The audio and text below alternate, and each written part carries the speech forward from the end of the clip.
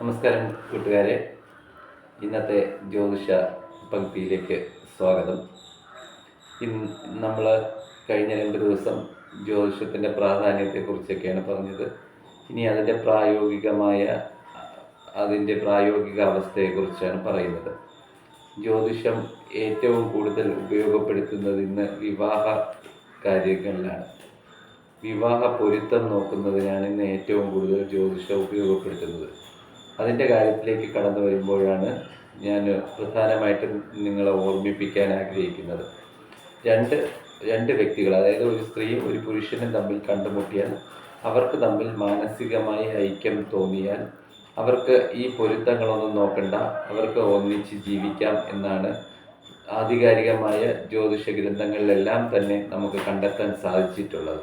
പക്ഷേ എന്തുകൊണ്ടെന്നറിയില്ല, പക്ഷേ അതായത് ഒരു 1980-കൾക്ക് ശേഷം ഈ കേരള മണ്ണിൽ ഇങ്ങനെ ഒരു പൊരുത്ത ശാഖ എന്ന് പറഞ്ഞൊരു ശാഖ വളർന്നു വരികയും അതിൻ്റെ അടിസ്ഥാനത്തിൽ നിരവധിയായ യുവാക്കൾ വിവാഹം നടക്കാനാവാതെ വീട്ടിൽ തന്നെ ഒറ്റപ്പെട്ടു പോകുന്ന അവസ്ഥയാണ് ഇന്നുണ്ടായിരിക്കുന്നത്.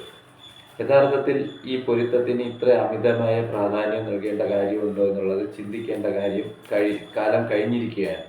കാരണം പലപ്പോഴും പറ്റുന്നതെന്ന് പറഞ്ഞു കഴിഞ്ഞാൽ, ഈ പൊരുത്തം തന്നെ അതിന് പല വിഭാഗങ്ങളായിട്ട് തന്നെ വിഭജിച്ചിട്ടുണ്ട്. നക്ഷത്ര പൊരുത്തം, പാപസാമ്യം, ദശാസന്ധി, ഘടന, ഇങ്ങനെ പല പല കാര്യങ്ങളായിട്ടാണ് അതിനെ കണക്കാക്കുന്നത്. ആ കാര്യങ്ങൾ എടുക്കുമ്പോൾ അതിൽ ഈ പറഞ്ഞ ഈ നക്ഷത്ര പൊരുത്തം എന്നുള്ളൊരു കാര്യം എടുക്കുമ്പോൾ അതിൽ പറഞ്ഞിരിക്കുന്ന കാര്യങ്ങളെല്ലാം തന്നെ വൈരുദ്ധ്യങ്ങളാണ്. ഒരിടത്ത് പറയുന്ന കാര്യമല്ല മറ്റൊരിടത്ത് വരുമ്പോഴത്തേക്കും. അപ്പം അങ്ങനെ അത്തരത്തിൽ നോക്കുമ്പോഴത്തേക്കും നമ്മൾ അതിൻ്റെ പ്രാധാന്യത്തെക്കുറിച്ച് നോക്കുമ്പോൾ അതിന് ഒരു പ്രധാനവും കാണുന്നില്ല. പക്ഷേ ഇന്ന് സംഭവിക്കുന്നത് എന്ന് പറഞ്ഞു കഴിഞ്ഞാൽ, നമ്മുടെ ഇവിടുത്തെ പല ദൈവജ്ഞന്മാരും ഇതൊരു കുറുക്കു വഴിയായി കണ്ട് ഈ പെൺകുട്ടികളുടെ ആയാലും ആൺകുട്ടികളുടെയും രക്ഷകർത്താക്കളുടെ കയ്യിൽ കുറേ നക്ഷത്രങ്ങൾ അങ്ങ് എഴുതി കൊടുക്കും. എന്നിട്ട് അവരത് കൊണ്ട് വീട്ടിൽ വെച്ചിട്ട്, ഇപ്പം നമ്മൾ ഒരു ഗ്രഹനിലയോ അല്ലെങ്കിൽ ഒരു പ്രൊപ്പോസൽ കിട്ടിയാൽ ആദ്യം അവർ ആ നക്ഷത്രമാണ് നോക്കുന്നത്. ആ നക്ഷത്രം നോക്കിയിട്ട് ഈ നക്ഷത്രം ഞങ്ങളുടെ ദൈവജ്ഞൻ പറഞ്ഞിട്ടുണ്ട്, അത് ചേരൂല എന്നും പറഞ്ഞുകൊണ്ട് ആദ്യമേ തന്നെ അത് തിരസ്കരിക്കുന്ന ഒരവസ്ഥയാണ് ഇന്ന് സംഭവിച്ചുകൊണ്ടിരിക്കുന്നത്. ഇത്തരത്തിൽ ചെയ്തു വച്ചിട്ട് പറ്റുന്ന അവസ്ഥ എന്താണെന്ന് വെച്ചാൽ, ഇത്തരത്തിൽ ഇങ്ങനെ നോക്കി വർഷങ്ങളായാലും അവരുടെ മക്കളുടെ വിവാഹങ്ങൾ നടക്കുന്നില്ല. അപ്പം അതുകൊണ്ടാണ് ഞാനത് എടുത്തു പറയുന്നത്. ഈ നക്ഷത്ര പൊരുത്തത്തിന് ഒരു പ്രാധാന്യവും ജ്യോതിഷത്തിലില്ല.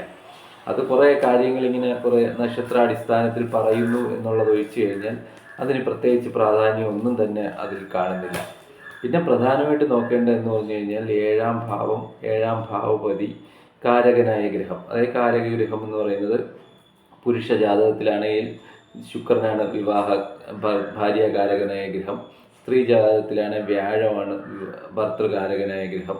പിന്നെ ആ ഗ്രഹങ്ങളുടെ ജാതകത്തിൽ നിൽക്കുന്ന അവസ്ഥ, അതിൻ്റെ ദൃഷ്ടി ചെയ്യുന്ന ഗ്രഹങ്ങൾ, അതിൻ്റെ കൂടെ നിൽക്കുന്ന ഗ്രഹങ്ങൾ, അങ്ങനെ അത്തരത്തിലുള്ള അതിനെ ബേസ് ചെയ്തുള്ള കാര്യങ്ങളെല്ലാം നോക്കിക്കഴിഞ്ഞിട്ട് അതിൻ്റെ അടിസ്ഥാനത്തിൽ 2 ജാതകങ്ങളും ടാലി ആവുകയാണെങ്കിൽ അവരെ തമ്മിൽ വേണം പൊരുത്തപ്പെടുത്തി ആക്കേണ്ടത്. അല്ലാതെ ഈ പറഞ്ഞ കണക്ക് നക്ഷത്ര പൊരുത്തം മാത്രം നോക്കിയിട്ട് അതിൻ്റെ അടിസ്ഥാനത്തിൽ ജാതകങ്ങൾ തള്ളുന്ന ഒരു രീതി ശരിയല്ല എന്നാണ് എൻ്റെ അഭിപ്രായം. അത്തരത്തിൽ ഇതിൽ പറ്റുന്ന എന്താണെന്ന് പറഞ്ഞു കഴിഞ്ഞാൽ, ഇങ്ങനെ ചെയ്തു വരുമ്പോഴത്തേക്കും ഡിസ്സിമിലറായിട്ടുള്ള കുടുംബങ്ങൾ തമ്മിലാണ് ഇപ്പം വിവാഹങ്ങളെല്ലാം നടക്കുന്നത്. അപ്പം അതുകൊണ്ടാണ് ഈ അധികവും ഈ പറഞ്ഞ കണക്ക് ഇങ്ങനെയുള്ള പൊരുത്തത്തിന് അമിത പ്രാധാന്യം നൽകിപ്പോയി ചെയ്ത് വരുമ്പോഴത്തേക്ക് എന്ത് പറ്റുന്നു പറഞ്ഞു കഴിഞ്ഞാൽ, അവർ നേരെ ജീവിതത്തിലേക്ക് കടക്കുമ്പോഴത്തേക്കും അവർക്ക് തമ്മിൽ ഒത്തുപോകാൻ കഴിയാത്ത അവസ്ഥയാണ് സംഭവിക്കുന്നത്. അപ്പം അതുകൊണ്ടാണ് ഞാൻ പറഞ്ഞത്, ഈ നക്ഷത്ര പൊരുത്തത്തിന് അമിത പ്രാധാന്യം കൊടുക്കാതെ ആചാര്യൻ തന്നെ പറഞ്ഞിട്ടുള്ളത് യുക്തിസഹമായ രീതിയിൽ ഈ വിഷയത്തെ കണ്ട് യുക്തിയോടുകൂടി കൈകാര്യം ചെയ്ത് അത്തരത്തിൽ ഉപയോഗപ്പെടുത്തി കഴിഞ്ഞു കഴിഞ്ഞാൽ വിവാഹ ബന്ധങ്ങളെല്ലാം ദൃഢമായി കൊണ്ടുപോകാൻ കഴിയുന്നതാണ്. പക്ഷെ അതിന് പകരം ഈ പുറംപൂച്ചായ കുറേ കാര്യങ്ങൾ മാത്രം കണ്ടെത്തിയിട്ട് അതിൻ്റെ അടിസ്ഥാനത്തിൽ അവരെ പൊരുത്തമില്ല അല്ലെങ്കിൽ ആദ്യമേ തന്നെ പൊരുത്തം ഇല്ല, ചേരാത്ത നാളാണ് എന്ന് പറഞ്ഞുകൊണ്ട് ഇത് അവസാനിപ്പിക്കാൻ അതിനെ തള്ളിക്കളയാൻ ശ്രമിക്കുന്നത് വളരെ പരാജയമായിട്ടാണ് കാണുന്നത്. അതിൻ്റെ ഒരു പ്രധാന കാരണം എന്ന് പറഞ്ഞു കഴിഞ്ഞാൽ, ഈ കുറച്ച് നാൾ പൊരുത്തം എല്ലാം നോക്കി തുടങ്ങുമ്പോഴത്തേക്കും എല്ലാ രക്ഷകർത്താക്കളും, കുട്ടികളുടെ രക്ഷകർത്താക്കളും ദൈവജ്ഞന്മാരായി അങ്ങ് മാറുകയാണ്. യഥാർത്ഥത്തിൽ ഈ ബേസിക് ആയിട്ടുള്ള ഈ ജ്യോതിഷ ശാസ്ത്രം എന്താണെന്നോ ഒന്നും പഠിക്കാൻ ശ്രമിക്കുന്നില്ല. പകരം അവർ ഈ കിട്ടുന്ന ഫേക്ക് ആയിട്ടുള്ള കുറേ വിവരങ്ങൾ വെച്ചിട്ട് അതിൻ്റെ അടിസ്ഥാനത്തിൽ അവരങ്ങ് തീരുമാനം എടുക്കുകയാണ്. ഇന്ന നക്ഷത്രത്തിൽ വരുന്ന കുട്ടിയാണെങ്കിൽ ഞങ്ങൾക്ക് വേണ്ട, ഇന്ന നക്ഷത്രത്തിലുള്ള കുട്ടി ഇത് ചേരൂല എന്നാണ് നമ്മുടെ ദൈവജ്ഞൻ പറഞ്ഞത്. അപ്പോൾ ഒരു നക്ഷത്രത്തിലുള്ള ഒരു കുട്ടിയെ ഒരു ജാതകത്തിൽ എടുക്കാൻ പാടില്ലെങ്കിൽ അതിൻ്റെ കാരണം എന്താണെന്ന് ആ പറഞ്ഞ വ്യക്തിയോട് ചോദിക്കാനുള്ള ഒരു മര്യാദയെങ്കിലും ഈ എല്ലാ ആൾക്കാരും കാണിക്കണമെന്നാണ് എനിക്ക് അഭ്യർത്ഥിക്കാനുള്ളത്.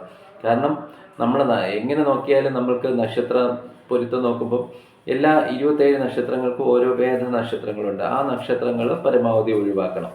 അത് കഴിഞ്ഞ് പിന്നെ മറ്റുള്ള കാരണങ്ങളൊക്കെ എന്ന് പറഞ്ഞു കഴിഞ്ഞാൽ അത് നമുക്ക് പലപ്പോഴും അത് മനസ്സിലാവുന്നില്ല, അതിൻ്റെ എന്താണ് അതിൻ്റെ യുക്തി എന്നുള്ളത്.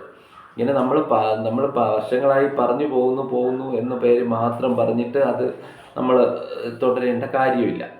ഇപ്പം യഥാർത്ഥത്തിൽ ഇന്ന് നമ്മൾ സമൂഹം